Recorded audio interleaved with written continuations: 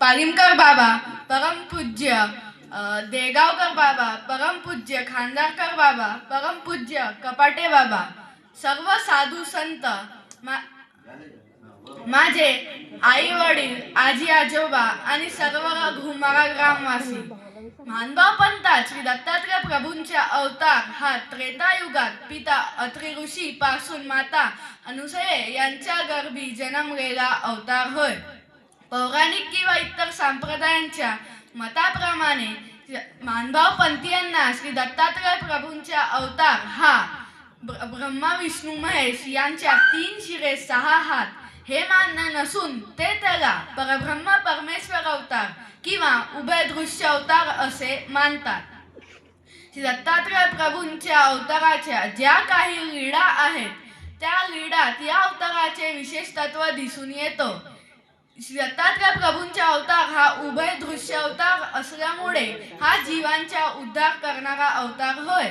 इतर अवतारापेक्षा या अवताराचे विशेष तत्व काही वेगळेच आहे. या अवताराचा पहिला विशेष सांगताना श्री चक्रधर स्वामी म्हणतात, ते अमोघ दर्शन की गा. ते अमोघ दर्शन म्हणजे भेटण्यास दुर्मिळ अथवा दर्शनास दुर्मिळ, परंतु जर त्यांच्या कृपा प्रसादाने दर्शन झाले तर ते निष्फळ जातच नाही, त्या जीवाचा उद्धार होणारच. या अवताराचा दुसरा विशेष सांगताना श्री चक्रधर स्वामी म्हणतात, श्री दत्तात्रय प्रभूंचा चिरायू अवतार. चिरायू अवतार म्हणजे या अवताराचा नाश नाही. श्री दत्तात्रय प्रभूंचा अवतार हा 4ही युगात त्याच मूर्तीने दैनंदिन नित्यक्रीडा करत राहतो व पुढेही राहणार.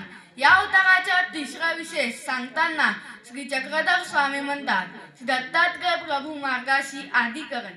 आदिकरण शब्दाचा अर्थ म्हणजे ज्ञानाशी, स्वरूपाशी. प्रथम कारण, मूळ कारण. या अवताराचा आणखी एक विशेष सांगताना श्री चक्रधर स्वामी म्हणतात, दत्तात्रय प्रभू ठाई 21 जणू. 21 जणू म्हणजे या अवताराबाबत प्रतिकूल अथवा उदास नसून सर्व जनलोक अनुकूलच आहेत. या अवताराचा आणखी एक विशेष सांगताना श्री चक्रधर स्वामी म्हणतात, श्री दत्तात्रय प्रभू वाणी अमृत वर्षानी. अमृत वर्षानी म्हणजे श्री दत्तात्रय प्रभू महाराजांच्या नुसता नाव घेतल्याने, बोलण्याने जीवाच्या दैविक, भौतिक व आध्यात्मिक हे तिन्ही प्रकारचे ताप नाहीसे होतात. असा हा परब्रह्म परमेश्वर श्री दत्तात्रय प्रभूंच्या चरणात मी साष्टांगाने प्रणाम करतो व त्यांच्या चरणात प्रार्थना करतो की आमचा उद्धार करावा, आमचे त्रिताप नाहीसे करावे. दंडवत प्रणाम. जय श्री दत्त.